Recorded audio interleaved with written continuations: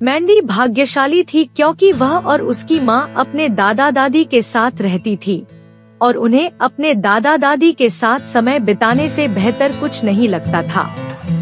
आप देखिए, वह हमेशा कुछ न कुछ बनाता रहता था और उसे देखना, सीखना और कभी कभी वह जो कुछ भी कर रहा था उसे पूरा करने में उसकी मदद करना भी पसंद करती थी। दादाजी, आज आप अपनी वर्कशॉप में क्या बना रहे हैं? मैंडी ने पूछा।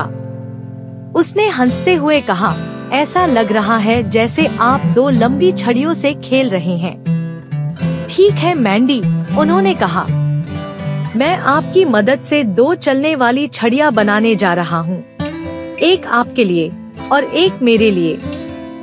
तब मुझे आश्चर्य हुआ। ठीक है, मैंडी चीख पड़ी, मैं कहाँ से शुरू करूँ?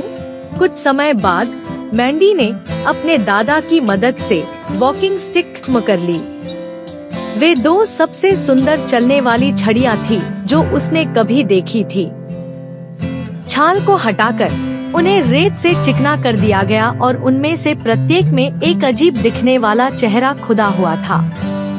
मैंडी ने कहा, ये अच्छे हैं, लेकिन हम उनके साथ क्या करते हैं? यह तो आश्चर्य की बात है पोती, उन्होंने उत्तर दिया।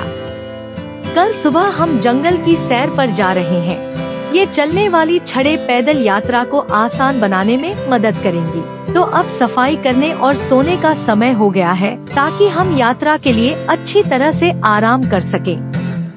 अगली सुबह मैंडी को जगाने के लिए अलार्म की जरूरत नहीं पड़ी। जैसे ही सूरज उगा और दिन शुरू हुआ, वह उठ गई, कपड़े पहने और जाने के लिए तैयार हो गई। वह रसोई में गई और देखा कि उसके दादाजी सैंडविच, पानी, स्नैक्स और अन्य सामान अपने बैकपैक में पैक करने में व्यस्त थे। मैंडी ने कहा, ऐसा लगता है कि हम लंबे समय तक पदयात्रा करने जा रहे हैं। यह पूरे दिन की पदयात्रा होगी, उन्होंने उत्तर दिया। मुझे लगता है कि हमारे पास सब कुछ है, इसलिए अपनी छड़ी पकड़े और चले। नाश्ते के बारे में क्या? मैंडी ने पूछा। ओह, क्या मैं यह बताना भूल गया कि हम एक भोजनालय में रुकेंगे और नाश्ता करेंगे, उसने मुस्कुराते हुए कहा। उनकी यात्रा शुरू हुई। बढ़िया नाश्ते और लंबी ड्राइव के बाद वे एक पहाड़ की तलहटी और रास्ते की शुरुआत पर पहुँचे। यह सुंदर है, मैंडी ने कहा। बस हम कहाँ पदयात्रा कर रहे हैं? उन्होंने उत्तर दिया। पहाड़ की सबसे चोटी पर जहाँ हम दोपहर का भोजन करेंगे, आराम करेंगे, शायद तैरेंगे और फिर वापस नीचे की ओर बढ़ेंगे। तैरना? मैंडी ने उत्साह से कहा। क्या पहाड़ की चोटी पर कोई झील है? हाँ, उसके दादाजी ने उत्तर दिया। वहाँ एक तालाब है जो बड़ी सपाट चट्टानों से घिरा हुआ है। इसे पिछले हिमयुग के दौरान पहाड़ से काटकर बनाया गया था और यह साफ ठंडे पानी से भरा हुआ है। बहुत खूब, मैंडी बस इतना ही कह सकी। जैसे ही वे पहाड़ पर चढ़े, मैंडी ने कई सवाल पूछे। वह किस प्रकार का पेड़ है? हम कितने ऊंचे हैं? क्या यहाँ आसपास भालू हैं? क्या यहाँ कोई और लोग भी हैं? अगर हम खो जाएं तो क्या करें? क्या वहाँ सांप है? और हाँ, क्या हम अभी तक वहाँ हैं? उसके दादाजी ने उसके सभी प्रश्नों का सर्वोत्तम उत्तर दिया और बताया कि वे बहुत ही प्राकृतिक क्षेत्र में थे। बहुत सारे लोग नहीं, सभी प्रकार के वन्य जीवन, यहाँ तक कि भालू भी। उन्होंने उन्हें अपने आसपास की प्राकृतिक सुंदरता, विशेषकर जानवरों को समझने और उनका सम्मान करने में मदद की। उन्होंने उसे कंपास का उपयोग करना सिखाया और लंबी पैदल यात्रा के दौरान उन्हें सुरक्षित रहने में मदद करने वाली चीजें सिखाईं। जैसे किसी लट्ठे पर कदम रखने से पहले अपनी छड़ी को दूसरी तरफ रख दें, ताकि सांप जैसे किसी भी जानवर को पता चल जाए कि आप वहाँ हैं। बड़े जानवरों को यह बताने के लिए कि आप उनके क्षेत्र में हैं, गाना बजाएं या कुछ शोर करें। उसके दादाजी ने धीमी आवाज में कहा, मैंडी, जब आप लंबी पैदल यात्रा कर रहे हो या कहीं भी हो तो कुछ बातें याद रखनी चाहिए।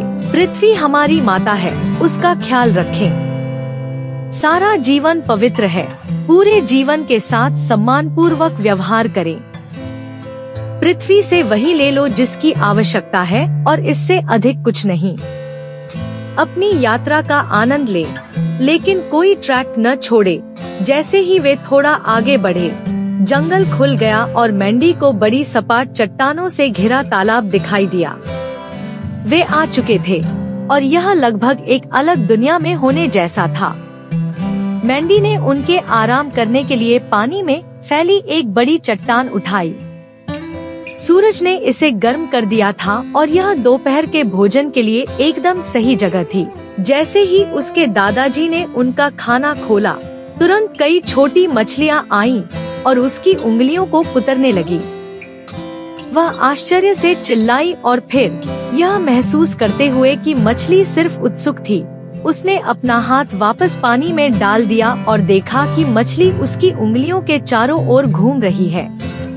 वह हंसती रही और मछली के साथ तब तक खेलती रही जब तक उसने अपने दादाजी को यह कहते हुए नहीं सुना, दोपहर के भोजन का समय हो गया है। दोपहर के भोजन और आराम की अवधि के बाद उन्होंने तैराकी की। पानी गहरा था और मैंडी कितनी भी कोशिश करने के बावजूद नीचे तक नहीं पहुंच सकी। जब भी कोई जिज्ञासु मछली उसके शरीर को कुतरती तो वह खिलखिला उठती और एक हिरण को पानी पीने के लिए नीचे आते हुए देखती। वह एक अद्भुत दिन था और जब उसने अपने दादाजी को यह कहते हुए सुना तो वह दुखी हो गई। मैंडी, अब सूखने और कार तक पैदल यात्रा शुरू करने का समय हो गया है। यह सुनिश्चित करने के बाद कि सब कुछ वैसा ही था जैसा उनके आगमन पर था, उन्होंने पहाड़ से नीचे उतरना शुरू किया। थोड़े समय के बाद मैंडी ने पूछा, दादाजी, क्या हम पहाड़ से नीचे एक अलग रास्ते से जा सकते हैं? उन्होंने उत्तर दिया, मुझे समझ नहीं आता कि क्यों नहीं। थोड़े समय के बाद निशान आसपास की झाड़ियों में घुलने लगा और फिर गायब हो गया। मुझे डर लग रहा है, मैंडी ने कहा। मुझे लगता है कि हम खो गए हैं।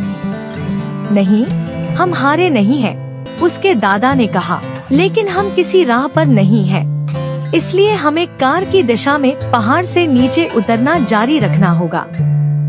बस परिवेश का आनंद ले और हमारी पहली लंबी पैदल यात्रा साहसिक पर एक साथ रहें। जैसे जैसे वे आगे बढ़ते गए, मैंडी ने कहा, दादाजी, मुझे स्कूल में एक समस्या है और मुझे नहीं पता कि किससे बात करनी है। मुझसे बात करो, उन्होंने कहा।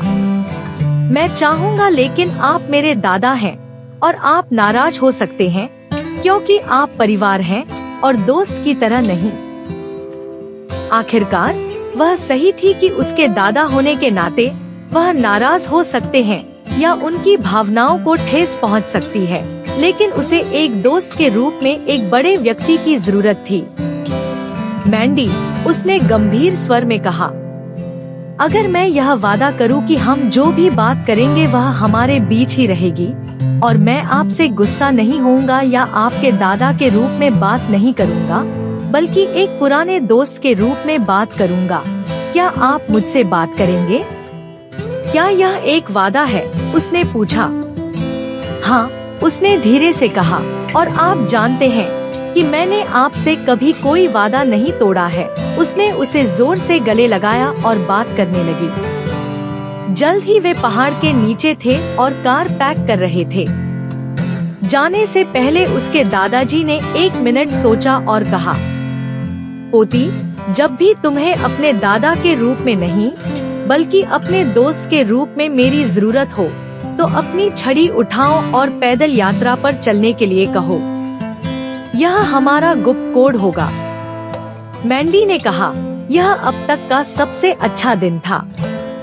मैं अपने दादाजी, अपने नए सबसे अच्छे दोस्त के साथ था और मेरे पास बात करने चलने की छड़ी है।